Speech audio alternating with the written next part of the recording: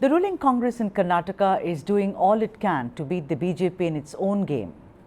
It began with calling for a repeal of the Cow Slaughter Act, moved by the then ruling BJP. The Congress then turned its gaze towards the anti-conversion law, also introduced by the BJP, and reversing major changes, of course, in textbooks, which manifested clearly the BJP's ideology. Now, in its recent attempt to de-BJfy Karnataka, the Siddaramaiah government has announced that it shall pay compensation for families of victims of alleged communal killings in coastal Karnataka. The government announced 25 lakh compensation each from Karnataka's Chief Minister's Relief Fund for the families of B Masood, Mohammed Fazil, Abdul, Jaleel and Deepak Rao. What stands out is Siddaramaiah's attempt to put a stop to communal rumblings in coastal Karnataka, which is known for contentious issues like the hijab. It's an expansion of its Mohabbat ki dukaan is the question that we are asking, has been espoused time and time again by Rahul Gandhi. What is exactly the Congress party trying to do in what is also called the Hindutva laboratory, that being coastal Karnataka? So, Kartikeya, Karnataka is done and dusted so far as the Congress is concerned. Now, coastal Karnataka, like I said in my introductory, that it is known to be the Hindutva laboratory. You speak about vigilantism, you speak about hijab, everything, but look at the compensation. It is going to both communities. So, it seems like Congress is very, very eagerly trying to do a balancing act with its eye on 2024. I think there are two things. First, I think there's a Karnataka model in play. Secondly, there is a push on part of the Congress party nationally and at Karnataka level to say that we not only want minority votes, but we will not be shying away from the fact that minority votes from us. So for them to announce relief to the victims of communal riots is to wade into BJP's turf, or BJP's turf which they created after 1980s when the coastal Karnataka started to get polarized. I would say after 1990s, and after demolition of Babri Masjid, it was very, very clear that the coastal Karnataka has turned for Bharatiya Janata Party. So for them to take up these issues is to wade into a different territory. Congress never did that when it formed government in Rajasthan, Madhya Pradesh and Chhattisgarh. All of them were saying, no, we are Hanuman Bhakt, this and that. Even today, Kamal Nath, he's an old timer, and he called Priyanka Gandhi, and there was a religious service which took place. But Karnataka represents a different sort of a politics, and I think that is closer to what Rahul Gandhi is doing, and it is also closer to what Siddaramaiah wants, which is Ahinda. And the reason why I am saying this is because coastal Karnataka means tough choice for the Congress party, because anytime it can get accused as anti-Hindu, anytime, very easily. But for them, if they take up those issues of coastal Karnataka, take a position on it, they take a national position. Right. Because issues are national, Absolutely. hijab is a national issue, Of course. communal violence is a national issue. So by wading into that territory, they are taking up national issues. And lastly, I would close my argument like this.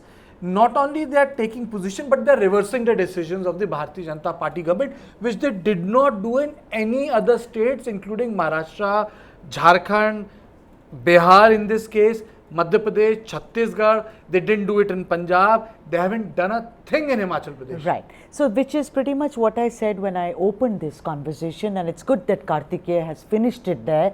Varghese, I'm going to ask you something. You look at Karnataka elections, by this it seems, because that region, like we were discussing in the newsroom, Varghese, people speak, more Tulu speaking people are there, more Konkani speaking people are there, not Kannadiga as it were. Anyway, Karnataka is a beautiful state, that's what I like. You speak Tulu, Marathi, Telugu, Kannada and so many other languages. I want to ask you, is it a consolidation of Kannadiga, as in your name could be Fasil, your name could be, Hemant, it doesn't matter. Let's consolidate and put, kind of medicines over what they have faced to make a this thing that we are for Mohabbat ki dukaan, which Rahul Gandhi keeps speaking about. We are not part of the Nafrat ka bazaar. Well, rightly pointed out, when it comes to the coastal districts of Karnataka, it is a very, very diverse population, Yes. especially when it comes to languages. There is, the Muslim population speaks a language called Beri, and they are there in a lot of numbers there. And then you have, of course, you have the Malayalam speaking population as well, among Muslims also. You have the Malayalam speaking populations, and then you have the Konkani as well as the Tulu populations. So they do significantly amount together the others in that linguistic category. But the Tulu speaking population has been the population that has been the backbone for the BJP than the Kannada populations when it comes to the coastal districts. Because the Tulu population did find that they were in direct competition with the Muslims and Christians when it came to the coastal belt, especially for economic resources, especially for educational qualification. So this is what led to it. But now, the Congress has been developing their Tulu population or their leaders from the Tulu population for quite some time, and its dividends are slowly being seen as in the elections that we saw in 2023. Interestingly enough, they have been able to keep a check on the SDPI by conversation and also by trying to engage with them. They kept the Muslim vote from splitting in the Congress in the coastal Karnataka by ensuring that the SDPI did not eat into its Muslim vote as such. So those things have given dividends to a large degree. But now, buoyed by the kind of 136 seats that they've been able to have, they are now directly going to a bastion which they think they can make inroads into. Professor Chambe Puranik, I want to ask you, this is a very interesting point that Verghese brought up. I want to ask you two questions. One is, it is all very well politically correct to say, look at this, Congress is, trying to heal the wounds of all communities. But then I want you to focus on the electoral gains of it and the image, as it were, of the Congress, because now the Congress is eyeing the 2024 elections because Karnataka is done. Number two, what one has constantly read about is that in coastal Karnataka, the strife between different communities is because of competitive communalism. Would you agree? Because, my shop versus your shop, whether I'm sending agarbattis in front of a temple or any other religious building or you are. So first is this going to help the image of the Congress by trying to reverse this, what it calls as injustice? And number two is, has it always been more mercantile than anything else?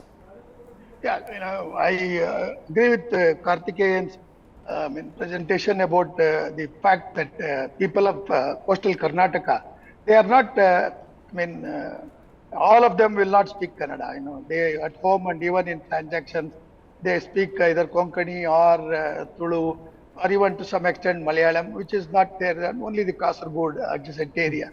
So there is a kind of divide. Apart from the communal divide, Hindu, Muslim and all that, there is also a question of identity politics that is there in the coastal Karnataka for long. That has been there. And in the last election, that is 2023 election, 3 months before, look at the whatever stupidity or the kind of fanatical statements that Nalin Kumar Patel, the BJP president, made. Yes. He said, don't speak about development issues, infrastructure, employment and other whatever things that are. They are minor. The major issue is a larger kind of identity politics and all that. That is the one that perhaps made it more aggressive. And also, in terms of the people realizing that there is need for this kind of whatever that Nalin Kumar is talking, and that should be, paid back, or replied in the election. So the polarization went very, very strong, unlike the previous kind of situation. So therefore, you see, from one Kadar was there earlier, 2018, in the Mangalore, Dakshina Kannada. Now it is 3. That means to show that people have shown their anger. Earlier, Sudha, there used to be a victory margin of 15 to 18,000 votes for very BJP candidate. Now it has come down. And also, the kind of whatever situation that was there, communal divide in terms of communal killings or murders, which were going on from 2017 onwards. These things have been, I think, improved. Right. Increased. So therefore, the moment Chief Minister, when he went and met only Praveen Nathar's family and he did not go to the Muslim victim, and that particular thing perhaps made people to realize we are not so communally divided people, including South Kerala or coastal Karnataka. I must give the benefit of doubt for those people. We have lots of friends. Earlier, they were part of Mysore University also. So we used to have that kind of communal harmony and all that. So BJP has deliberately brought in Mandir Masjid or Hindu-Muslim kind of divide that has caused. So therefore, I would say that in 2024 elections, Mr. Siddaramaia's a very tactical move. As I said earlier, he's a very, large-hearted man. Though he's very crafty at times in taking decisions or keeping himself as chief minister, as against D.K. Shivakumar. Those are all political kind of maneuverings. The fact that Siddaramaiya has said that we will not distinguish. So basically, you're saying it's a very smart, prudent move. Yeah.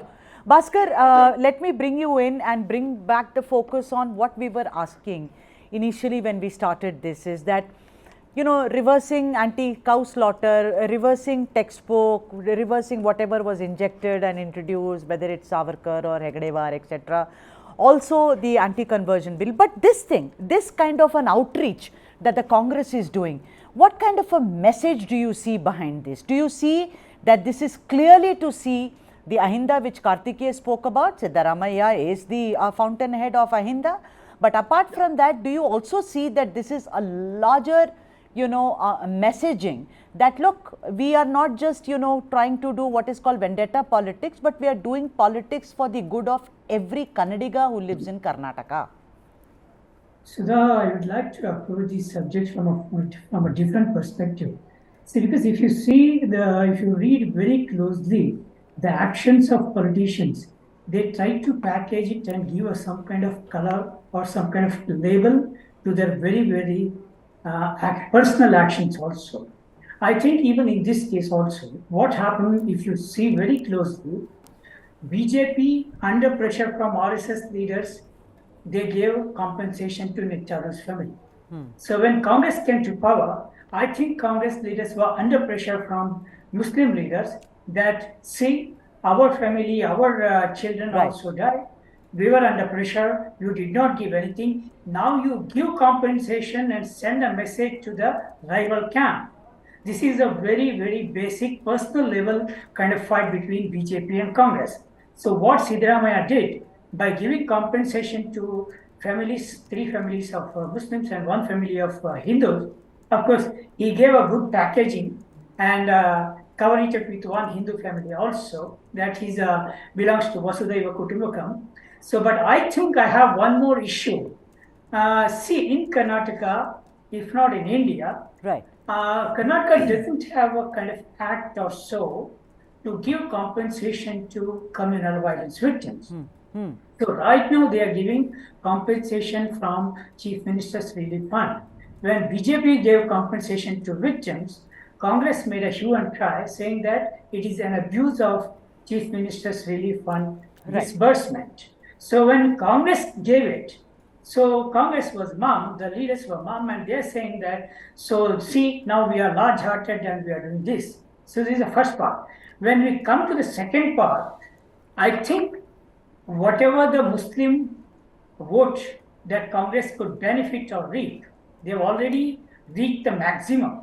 I don't think they can go beyond this, because if you see the STPI or whatever, all the PFI and activities and their electoral benefits, only Congress benefited, not even JDS, not STPI.